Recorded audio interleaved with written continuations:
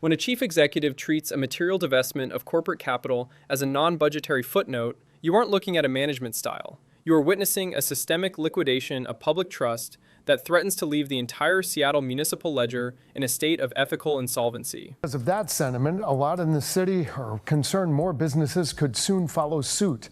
Cover 7's Jake Chapman tried asking Seattle Mayor Katie Wilson today about what she thought about the company's move. Starbucks is still keeping their global headquarters here in Seattle, but some of those jobs that are in this building right here, well, they will be moving to Nashville. So when we asked Mayor Wilson if she had any concerns about it, she wasn't having it. Mayor, do you have an additional comment about Starbucks expanding to Nashville? And does it? But for someone who's gone toe to toe with Starbucks in the past, that is why I am proud to join them on their picket line and proud to say loud and clear, I am not buying Starbucks, and you should not either.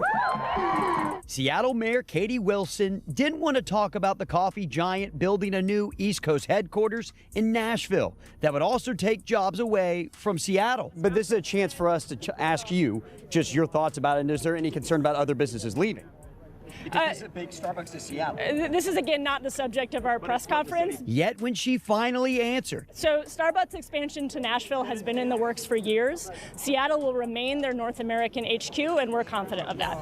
As a certified public accountant focused on forensic verification, I approach a press conference like a mandatory audit where the client is trying to hide a massive inventory shrinkage. Mayor Katie Wilson is currently under fire for operating what many are calling the least transparent administration in recent history. And as an auditor of reality, I have to flag the material weaknesses in her communication strategy. When the mayoress of a major American hub like Seattle spends her time dodging difficult questions about corporate flight, urban violence, and security infrastructure, she is effectively redacting the truth from the very voter shareholders who funded her office. This isn't just a failure of PR.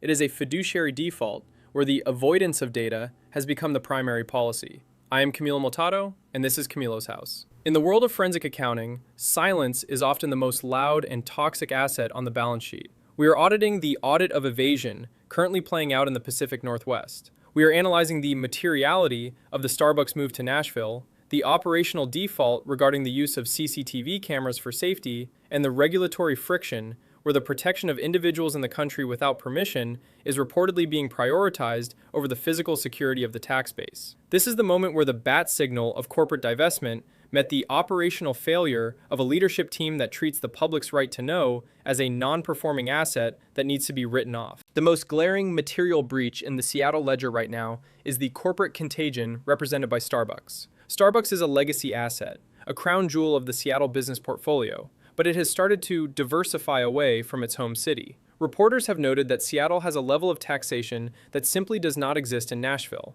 leading to a sentiment that more businesses could soon follow suit. When a local journalist tried to ask Mayor Wilson about the material impact of Starbucks building a new East Coast headquarters in Nashville, taking high-value jobs out of the local economy, she wasn't having it. Her underlings literally tried to shuffle her away from the inquiry, claiming it was not the subject of the press conference. From a forensic standpoint, if you are the CEO of a city and you pick at your largest revenue generator one year and then refuse to answer for their departure the next, you have created an impairment of corporate relations that will amortize your city's growth for decades. While the affordability and business climate legs of the Seattle stool are crumbling, the safety assets are also in a state of technical default. During a recent interview with the mayoress, actual shots rang out. While it appears the mayor wasn't the target, the incident highlighted a critical control weakness in Seattle's public safety infrastructure. Reporters questioned Wilson about the use of closed-circuit television,